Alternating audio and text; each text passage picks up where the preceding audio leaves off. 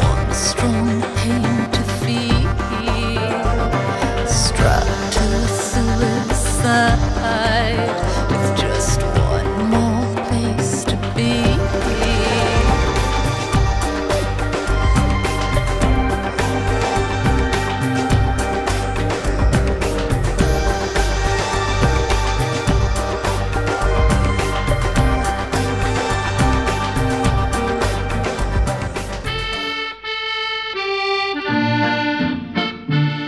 In the fall of 2012, we had the good fortune to have David Heskin and Eloria Weaver as our guests in our farmhouse in Burgundy, France. Sharing well-prepared meals and excellent conversation, we brought in the new year together, the very symbolic year of 2012. One afternoon, David Heskin and I collaborated on a drawing, he drawing the right side and myself the left side, then switching. Through sacred geometry, we sought out that unique shape which perfectly revealed the face of a Bodhisattva Christ in its divine proportions, and ultimately settled on a vector equilibrium cube octahedron. The opposing triangles, creating a star tetrahedron or Star of David, offered two interpenetrating triangles like two dimensions, which met at the level of the eyes. The upside-down triangle measured out the proportional relationship of the eyes to the nose and mouth, while the upright triangle created a higher dimensional relationship, moving our vision from the third eye through the two physical eyes. The cube octahedron has intrigued artists for centuries because of its many unique properties, crossing four hexagonal planes to create toroidal flows of energy.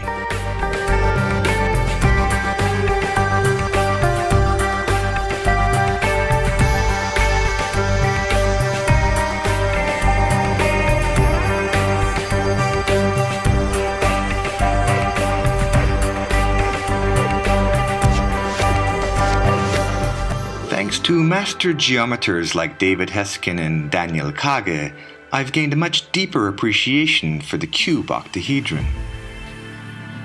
And I'm grateful to David Heskin for helping me see a new world through his eyes.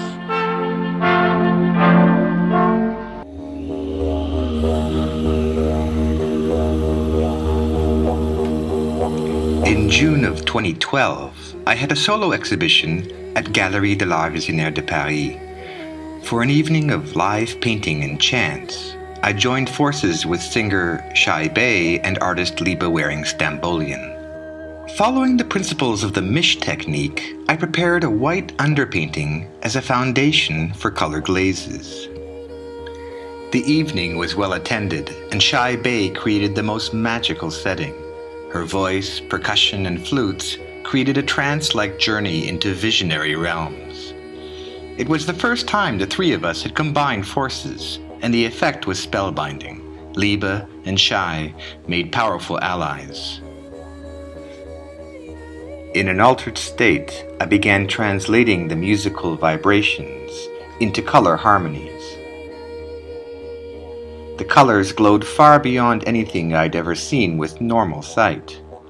Through the intense mixing of saturated hues, I sought out new color harmonies and combinations.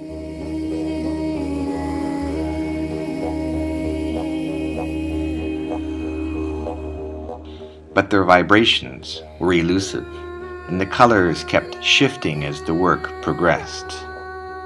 Nevertheless, this was the first time visionary artists had live painted in Paris, and the evening was a great success.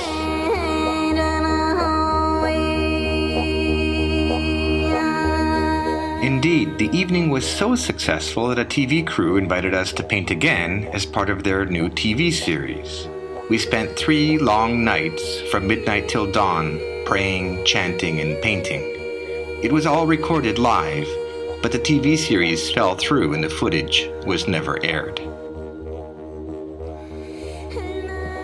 By the end of it all, I had a painting that was heavily charged with all the energy and excitement of those collaborative events.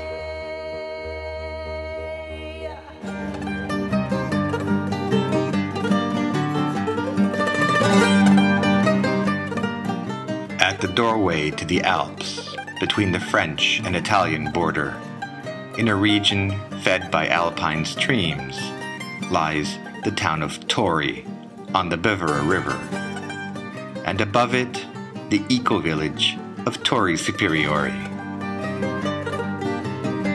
Here, I've organized the Visions in the Mish Technique seminar for the last 7 years.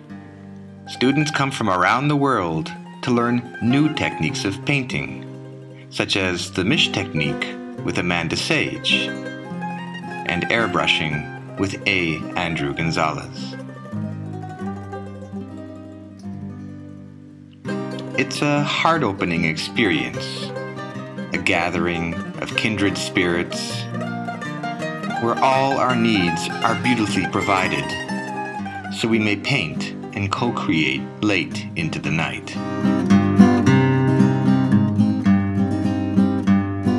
It was here, in this environment, that I came back to the painting I'd last created live. By night, I re-entered those musical trance states in search of elusive color harmonies. And by day, I strengthened the light of the third eye with precise lines and measures. By the end of the seminar, I had created a work which expressed visionary harmonies of color through the flow of light from the third eye.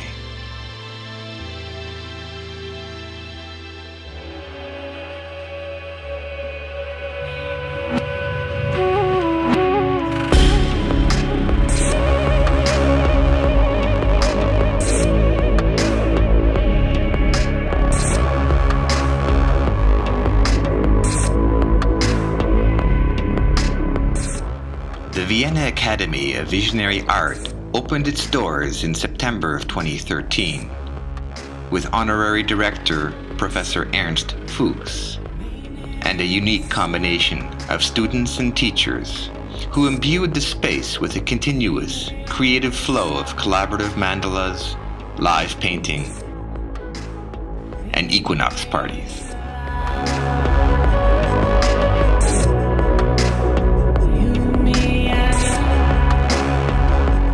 It was in this environment that I came back to Psychanodia Ochema, my soul Ascent vehicle, and was blessed to have back my collaborator and co-teachers David Heskin and Aloria Weaver. Working only at night, I pushed the Mish technique to its limits, creating strong foundations of white, which I then glazed over with intense, glowing colors. I pushed my perception of spectral colors to the outer limits of harmony, combining glowing colors in search of new and ever higher vibrations. Then, I'd come back and temper this madness with translucent whites to soften and refine those strong colors. Moving back and forth in this manner, in layer after layer, I arrived at the crystalline hues and spectral refractions of light which I sought.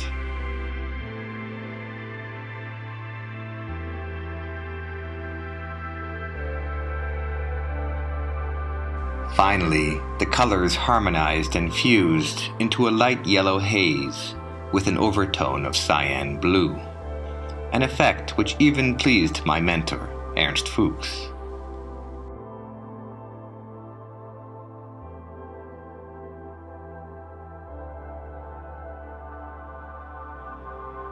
During one of my night-long vigils, I meditated on the painting, and in my vision, the cube octahedron transformed into an icosahedron, which I immediately rendered in whites. The cube octahedron naturally forms the truncated foundation for an icosahedron, a 20-sided platonic solid collapsed into a 2D polygon. But the combination of these two creates a new shape when expanded into 3 dimensions. Within this new shape, a larger star tetrahedron appeared, with 2 large opposing triangles that crossed at the level of the eyes. To my surprise, the upside-down triangle measured the level of the hairline at the top and the limit of the beard at the bottom, while the upright triangle measured the level of the mouth at the bottom and the limit of the hair at the top. None of this was planned, but arrived at intuitively. The icosahedron is one of the 5 platonic solids and contains many mysteries, from the flower of life to Metatron's cube.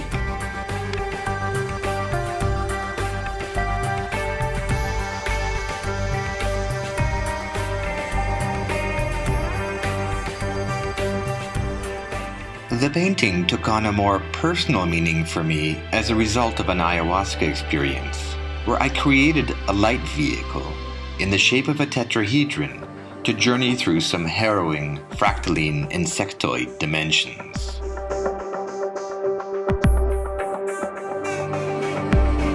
While on holiday in Hallstatt, I discovered that ancient theurgists like Iamblichus had also created light vehicles for their soul journeys through the higher realms, as did many contemporary visionary artists who had created their own Merkaba vehicles for visionary ascents. Psychanodia was the ancient Greek term for the soul's ascent through the 7 heavens, and Ochema was the ethereal light vehicle that transported and protected the soul.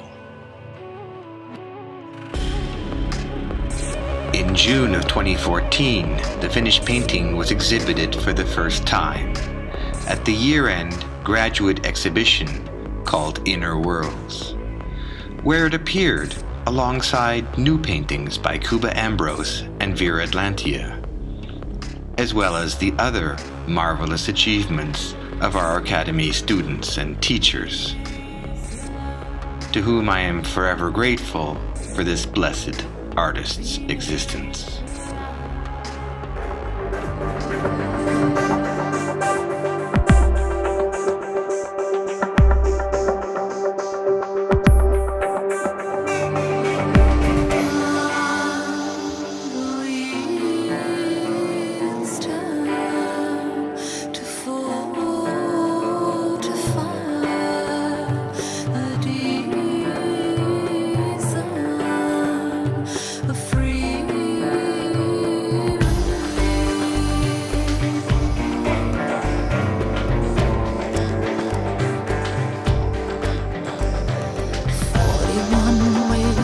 Die.